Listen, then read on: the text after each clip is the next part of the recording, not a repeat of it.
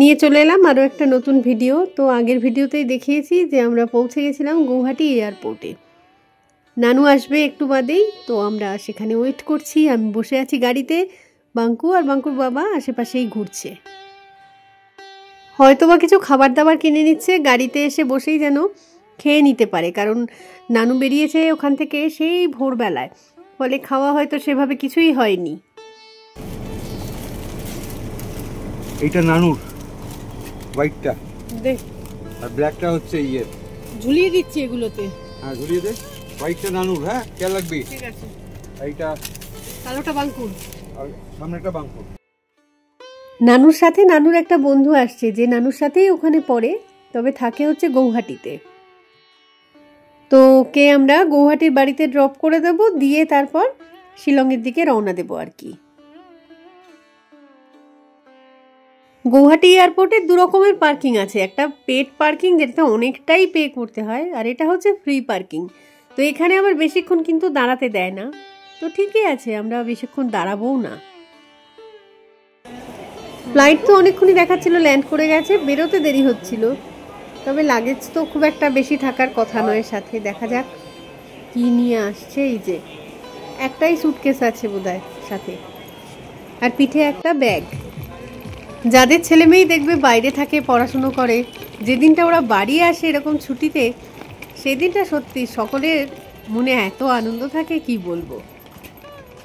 দেখছি দেখছি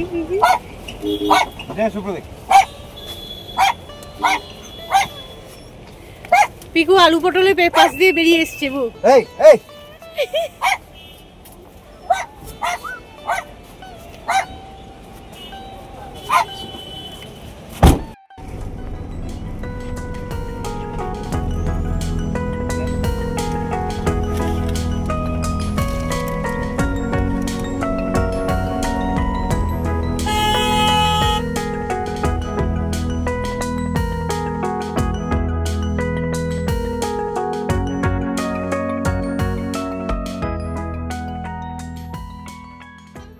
রওনা দিয়ে দিলাম আমরা শিলংয়ের উদ্দেশ্যে। তবে তার আগে নানুর বন্ধুকে ওদের বাড়িতে ড্রপ করতে হবে একবার। ওদের বাড়ি হচ্ছে যে জায়গায় গৌহাটির, তার নাম হচ্ছে উলুবাড়ি। গাড়িতে উঠে বসে খাওয়া দাওয়া যেই পেটে পড়েছে, ঘুম শুরু করেছে।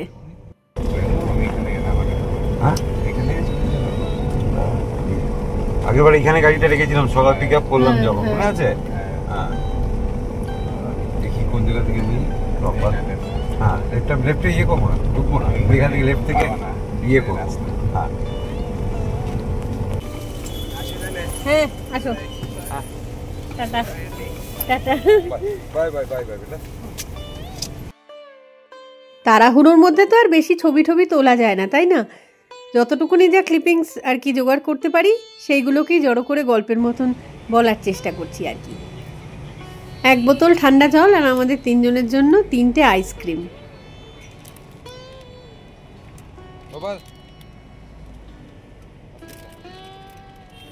রোদের বেশ ভালোই তেজ আছে, গরম লাগছে অনেকটাই, তো তার মধ্যে এই বাটারস্কচ আইসক্রিমটা সত্যি ভীষণ দরকার ছিল। রাজস্থানে যাওয়ার সময় যে অ্যানুয়াল পাসটা ভরানো হয়েছিল, ওটা থেকেই কিন্তু টোলগুলো কাটছে। তো যাওয়ার সময় এটাতেও ওখান থেকেই কেটেছে পয়সাটা, শুধু এয়ারপোর্টটায় ওটা চললো না আর কি। ফাস্ট্যাগ থেকে 150 টাকা ডিডাক্ট করলো এয়ারপোর্টে।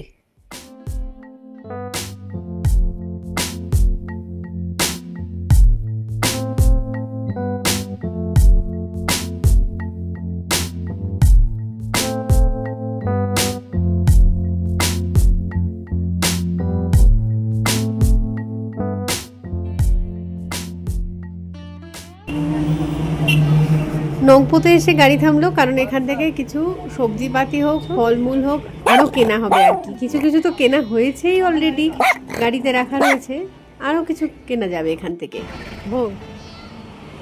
গৌহাটি বলো বা নংপো বলো, সব জায়গাতেই ফলের দাম শিলংয়ের থেকে অনেকটাই কম হয়।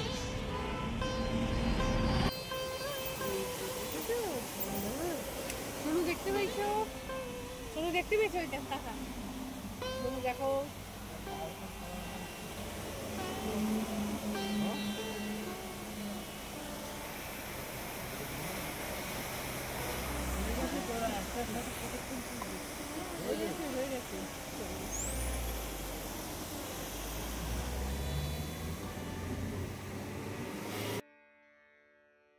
তো যাই হোক, পথে আর কিছু তো দেখানোর মতো নেই, সোজা যাচ্ছি এখন শিলংয়ের বাড়িতে। রাতের বেলাটা একটু খাওয়া দাওয়া, একটু গল্প গুজব, তার সাথে জমিয়ে একটা ঘুম দরকার সবার। রাত কেটে হলো পরের দিনের ভোর। তো আমি ঘুম থেকে উঠে দেখলাম যে নানু বালিশ ছাড়া শুয়ে আছে, বালিশের উপর পিকু বসে আছে। সুন্দর দৃশ্য। যাই হোক, দেখি কতক্ষণে ঘুম থেকে উঠে তারপরে চা দেব। ঘুম থেকে উঠে থেকেই দুই ভাইয়ের চলতো গল্প আর কি, কত যে গল্প ওদের কে জানে। দরজা লক করে রীতিমতো গল্প চলছিল, মানে আমিও অ্যালাউড ছিলাম না ঢোকার জন্য। আমি তো আশা করেছিলাম যে কালী পুজোতে থাকবে এখানে, বলছে যে না, তার আগেই সেকেন্ড ইয়ার স্টার্ট হয়ে যাবে, সেই কারণে ফিরে যেতে হবে। তো মাত্র 4-5 দিনই আর কি বাড়িতে থাকতে পারবে। আর নানুর এটাকে আমি বলি নারায়ণ শিলা। নানু যেদিন ফিরবে ওর বাবা ওর সাথে যাবে, কারণ হচ্ছে ও তো এই সেকেন্ড ইয়ার থেকে আর হোস্টেলে থাকতে চাইলো না, ও একটা বাড়ি ভাড়া নিয়ে নিয়েছে আরেক বন্ধুর সাথে। তো সেই কারণে সেই বাড়িটা একটুখানি তো গুছিয়ে দিয়ে আসতে হবে, তাই না? একার চেষ্টায় পুরোটা তো করে উঠতে পারবে না। টুকটাক অনেক জিনিসই সেই কারণে কিনতে হবে নানুকে। তো ওর বাবা গিয়ে সেগুলো কিনেও দেবে, সেগুলো গুছিয়েও দেবে, তো অনেক কাজ আর কি। সেকেন্ড ইয়ার থেকে হোস্টেলের যেটা মেন প্রবলেম সেটা হচ্ছে একটা রুমে 4 জন করে স্টুডেন্ট থাকবে। তো এতটা ভিড় তো নানুর আবার একদমই পছন্দের নয়।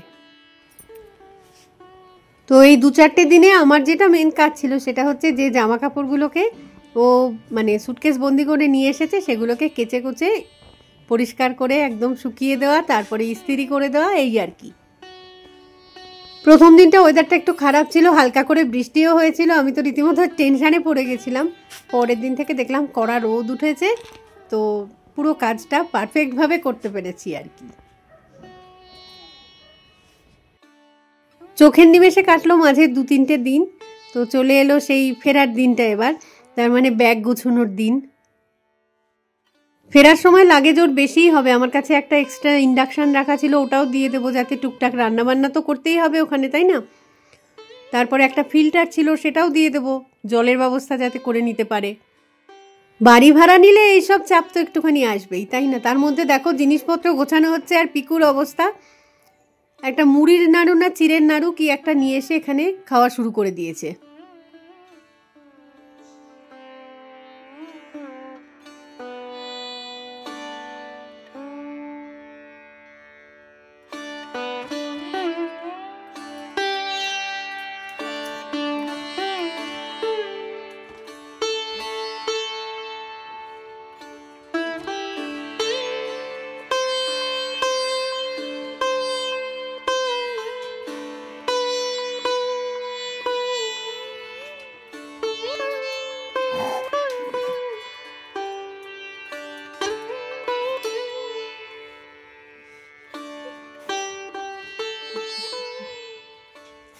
पेक्टोरल रीजन है 4खाना main muscle, pectoralis major, minor, subclavius और सेरेटस एंटीरियर। हाथेर सामने বাইসেপস ব্রেকাই, ব্রেকিয়ালিস, কোরাকোব্রেকিয়ালিস, পিছনে ট্রাইসেপস ব্রেকাই। এখানে সামনের দিকে 8খানা। Pronator teres, flexor carpi radialis, palmaris longus, flexor digitorum superficialis, flexor carpi ulnaris. 3খানা deep, flexor digitorum profundus, flexor pollicis longus, pronator quadratus. মনে রাখিস কি করে সব? পিছন দিকে 12খানা, 8খানা superficial, anconeus, extensor carpi radialis longus, extensor carpi radialis brevis, brachioradialis, extensor digitorum, extensor digiti minimi. Deep হলো abductor pollicis longus, extensor pollicis longus, extensor digitorum brevis, extensor digitorum longus, extensor digitorum brevis, extensor indicis আর supinator। হাতে muscles আছে, হাতের muscles ছেড়ে দাও, হাতের muscles দেখে মনে রাখে। এখানে তো আরো আছে external intercostal, internal intercostal, innermost intercostal, subcostalis, sternocostalis. মুখের মধ্যে মাসেলস আছে অক্সিপিটো ফ্রন্টালিস, corrugator supercilii, orbicularis oculi, levator palpebrae superioris, procerus, dilator neris, depressor neris, compressor septi, buccinator, orbicularis oris, zygomaticus major, minor, rhizorius, mentalis, platysma, এই যে দেখতে পাচ্ছ প্ল্যাটিজমা, superficial muscle, স্টার্নোক্লিডোমাস্টয়েড, যেটা এই যে এটা হলো স্টার্নোক্লিডোমাস্টয়েড, পিছন দিকে ট্রাপিজিয়াস, ল্যাটিসমাস ডরসাই, কোয়াড্রেটাস লাম্বোরাম, সোয়াস মেজর, ইলিয়াকাস। এগুলো তো মুখস্থ করেছিস কি করে এই নামগুলো কি? সামনের দিকে external oblique, internal oblique, transversus abdominis, rectus abdominis যেটা প্যাক্স গুলো বানায়। নিচের দিকে quadriceps femoris, sartorius, longest muscle in the body, adductor magnus, adductor longus, adductor brevis, gracilis. পিছন দিকে semitendinosus, semimembranosus, biceps femoris, adductor magnus আবার। সামনের দিকে tibialis anterior, extensor pollicis longus, extensor digitorum longus, peroneus tertius, lateral side peroneus brevis, peroneus longus, পিছন দিকে gastrocnemius, soleus, plantaris, তার সাথে tibialis posterior, flexor digitorum longus, flexor pollicis longus, popliteus। নিচের দিকে আরো আছে সোলের মাসেলস এর 4টে লেয়ার আছে, হাতের মাসেলের একটা লেয়ার। একটু হাড়গুলো বলে দে, একটু আগে বলছিলি যেমন দু একটা বলে দে। মুন্ডুগুলোর মুন্ডুতে কি কি আছে হাড় বলে দে একটু। নার্ভসের নাম বলতে পারি 12খানা cranial nerve, ophthalmic, optic, oculomotor, trochlear, trigeminal, abducent, facial, vestibulocochlear, glossopharyngeal, vagus, spinal accessory, hypoglossal. 12খানা ক্রেনিয়াল নার্ভ হয়ে গেল, 31খানা স্পাইনাল নার্ভ আছে,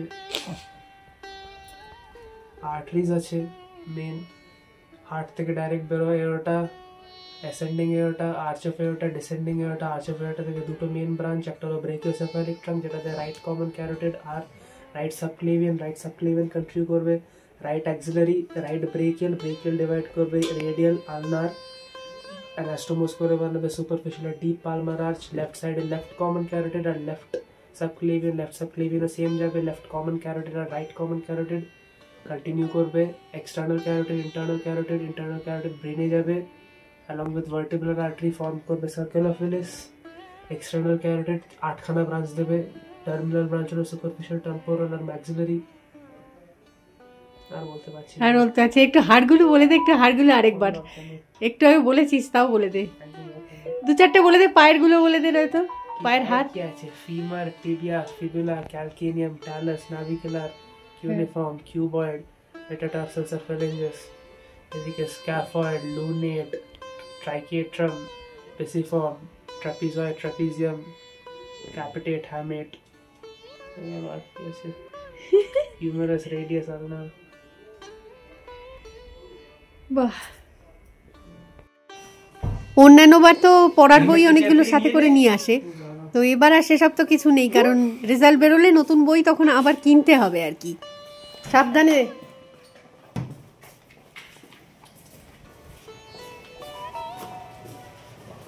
দুপুরবেলার দিকে মানে 3টে নাগাদ আর কি দু ভাই মিলে বেরিয়ে যেত ক্যাফেতে। শিলংয়ে কি কি নতুন ক্যাফে হয়েছে দেখতে বেরোতো। এবার সেখানে গিয়ে জমিয়ে খাওয়া দাওয়া করতো আর আমাকে পাঠিয়ে দিত হোয়াটসঅ্যাপে ছবিগুলো। একটা ক্যাফেতে গেছিল, গল্প করছিল, সেটা নাকি বেড়ালের ক্যাফে, 3টে বেড়াল আছে সেখানে, খুব সুন্দর ছবি দেখাচ্ছিল।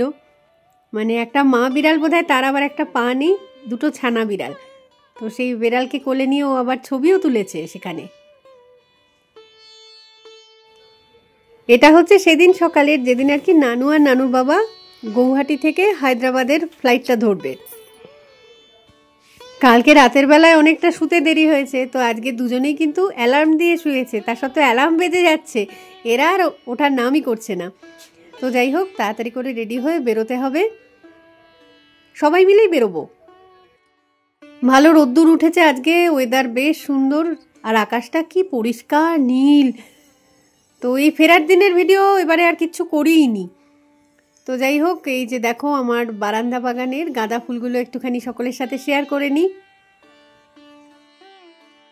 গতবারই দেখছিলাম যে গুয়াহাটি এয়ারপোর্টের ভিতরটায় ছবি তুলতে খুব একটা পারমিশন দিচ্ছে না আর কি। তো আমি এবার ভাবলাম যে দরকার নেই, একই তো রাস্তার ছবি, একই এয়ারপোর্টের ছবি, এবারটায় আর না হয় নাই বা তুলছি।